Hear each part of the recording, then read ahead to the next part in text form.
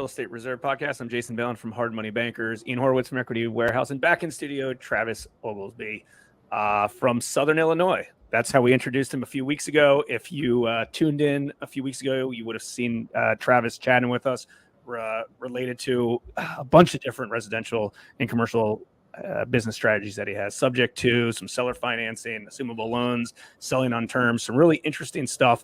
If you have not watch that episode or listen to that episode, check that out. We launched that a few weeks ago, but we want to invite Travis back on to talk about the deal that changed his life. It's a segment that's been extremely popular. So Travis, welcome back to the show. And hey, the show's yours. You know, that any recent deal or past deal that changed your life in a good way, maybe even a bad way. We'd love to hear about it.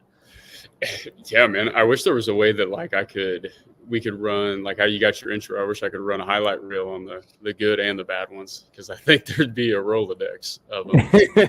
But for purpose of this, so like I've mainly been talking to, we still flip, we wholesale, but we mainly try to do like creative financing. So we buy them and then we sell them on terms. And the deal that changed my life was my first wrap that I'd ever done. And so I bought the home sub 2, and then we sold it with seller financing. And the reason why it changed my life was for the 4 years before that, I had been doing nothing but flipping and wholesaling, not very well either, not even doing it very well. And we were making money, but we were pushing the profits down the road forever. And so I was never able to like hold real estate. And so my first creative finance deal, it was this trailer, a nice trailer, and in Greer, South Carolina. And the woman was in pre-foreclosure, and we ended up buying it for like $30,000 at a 3.25% interest rate. The debt was at Wells Fargo, and it was like $410 a month. That was principal, interest, tax, insurance. I mean, it was a very low payment. And so then we went to sell it. And the reason why it changed my life was kind of a couple things, and I'll share those with you after I share the numbers. And so I went to sell this, and I sold it on Facebook Marketplace, same place we sell all of them, and just listed it. No banks, owner financing, reasonable down payment. Call us with questions after you view the home. And we'd planned to sell the home for $65,000. And at the same time, I had another house that we were getting ready to list in like a week. And I accidentally listed this home for $165 instead of $65,000, and it sold in the first week that we listed it. And it was, I think I sold back then. I was selling them on 7.9 because interest rates were still 3% and 4% everywhere. So I sold it on 7.9, $165,000 with a $30,000 underline, and it changed my life in a few ways. One, the damn thing cash flowed like $1,200 a month. But two, it made me realize that a lot of things were possible in the creative financing space due to supply and demand. And the product behind it was even a lot simpler as well, because we weren't rehabbing the homes. We just acquired them, cleaned them out, and sold them with owner financing. And our buyers couldn't have been happier to do the stuff that they now had the opportunity to do with home ownership. So it taught me, this is cool. I'm going to get paid $1,200 a month in cash flow for the rest of my life. But also, this side of the business seems to have unlimited possibilities. Yeah. I mean, dude, that's wild. That's one of the, the Post-it note was created on a mistake, right? I mean, that is one hell of a mistake to make, man. And here's the thing. I guess the question would be, and I would agree with you, the deal did change your life, because what if you would have sold it for $65,000? You're like, yeah, whatever. It's just another tool. It doesn't work, right? Like, what if you would only made $35,000 instead of $135,000?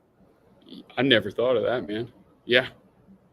I never thought it. I mean, we still have it in the portfolio today. So, I mean, they're still paying, every month. We probably got a couple more years on that underlying, then it'll be a free and clear unit that we can leverage or trade or sell partials on. You're right, man. Yeah, because we talked about masterminds, a few weeks back on the podcast, and like how they inspire you and stuff. If that one didn't get me, I mean, that put me all in on this space. And so like maybe that was somebody like telling me, hey, this is where you should be, instead of looking the other way. Yeah. And for those that missed the episode a few weeks ago, like, how many more times have you rinsed and repeated that same thing over the next several years? Like that same exact business model that you continue to able to use over and over and over again. Yeah. Hundreds, man. Hundreds. Now they're not all, 90% of them don't look like that, but a couple do every now and again. It just takes one. What does Wayne Gretzky say? 99% of the shot, or 100% of shots you don't take, you won't make. So it's the same thing, man. So it's that's beautiful. Seeing social media, how it's helped you, make a disposition that you weren't expecting and growing. That's thoroughly impressive. If someone wants to learn exactly what you're doing, is this something you teach, or where can they find you on the internet and learn more about how to accomplish this same exact task? Yeah. And so I teach this. And so it's called an apprenticeship. And so it's kind of like the old days where people come in and they learn under you, you work in their business, they work in yours. And it's a mutual benefit for both of you. But it's called Equity Buyers is the name of the apprenticeship. And so we buy equity. That's what we do. We buy equity. We create it out of thin air.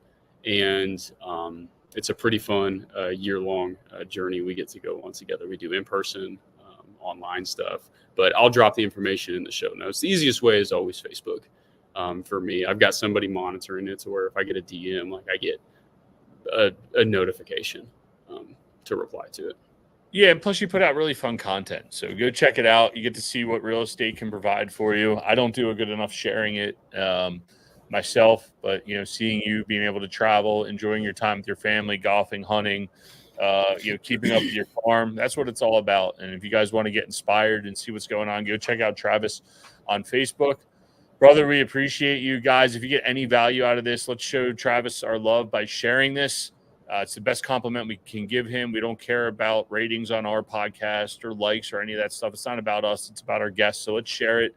Let's show him the love that he deserves, because the man's doing some awesome things. And guys, I'm Ian from Equity Warehouse, Jason from Hard Money Bankers. We're out the door, and we'll see you guys on the next one. Thanks for tuning in to the Real Estate Reserve Podcast. Do us a favor and like, comment, and share our broadcast. It helps the algorithm and helps us spread the word too. Till next time, thank you for tuning in.